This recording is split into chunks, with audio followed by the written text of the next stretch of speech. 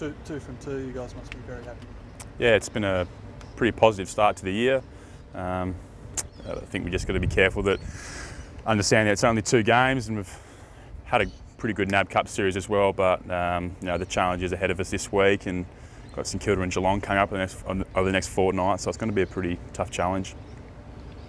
What about your, pre-season? You weren't sure whether you're competing for another ruck spot, but you seem to be happy now. It's an unlikely third, combo. I guess it's been a bit. Probably people wouldn't have thought I'd probably be playing round 1, and I was probably doubting myself a little bit. But I'm just the coaching staff have shown a bit of faith in me to kind of play a bit of a role with Coxie and Nick. So at this stage it's going quite well. So with the 3 talls, all of us playing and all contributing, which is good. So how did that come about? Like the option to taking 3 ruckmen, because you don't really see it often. I guess one of our strengths is we've got some great tall players. So even some guys playing in the waffle as well. So just trying to utilise that.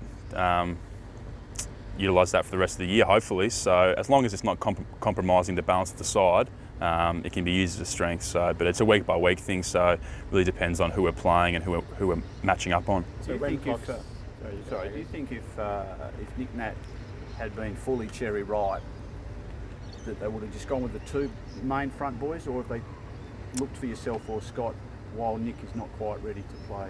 Oh, not too sure really. I think all the guys have been performing pretty well over the pre-season period. So the guys that are performing were going to be the guys that were going to get the opportunity. It's a bit of a difficult one. Like I said, it's a week by week thing. So like I said, it depends on the balance of the side, depends on who's available, matchups and things like that. So it's kind of difficult to say at the moment. That third spot though, it looks as though it's you and Scotty Lycett, shooting out to get it. Now, how do you two get along? Really, really well. So, that's the healthy thing about being at a footy club, and a successful one, that competition for spots is tough at times. I think everyone's who's played footy has had that disappointment of missing out. It's a healthy thing at the moment. Have you worked at your fitness and or your athleticism over the summer, looking at possibly being that third stringer to the 2 frontline boys? I remember having a talk to Simo throughout the pre-season. We had a bit of a discussion about the potential of playing 3 talls in the side, but having a full pre-season really puts you in good stead for the year and helps you with your conditioning and keeping you out in the park, which is good. Can you take us through the combination, how it works on game day, who pushes forward, who takes the ruck, and who's that, how it all...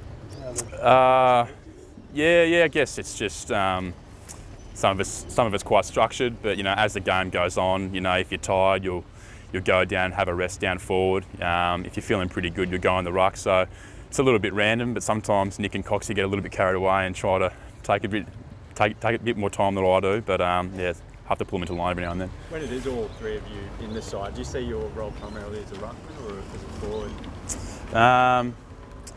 Not too sure, really. I think one thing Simo wants is flexibility from our rucks to be able to go forward and contribute. So that's not just in the ruck work, but that's also across all the playing groups. So we need to have an impact both in the ruck and both going forward. So it's a combination of both. And with Dean Cox approaching the game's record at the club, can you just talk about the influence he has here and especially on you since you've been here as well? He's basically the life and soul of the club. He's the clown. He's also arguably the most professional at the club. He, his talent speaks for itself, but probably his stuff away from football doesn't get spoken about too much. He really unites the playing group and everything like that. So absolute privilege to be having a run around with him at this stage of my footy career, and it doesn't look like he's slowing down. So who knows? You might get a few more years out of him.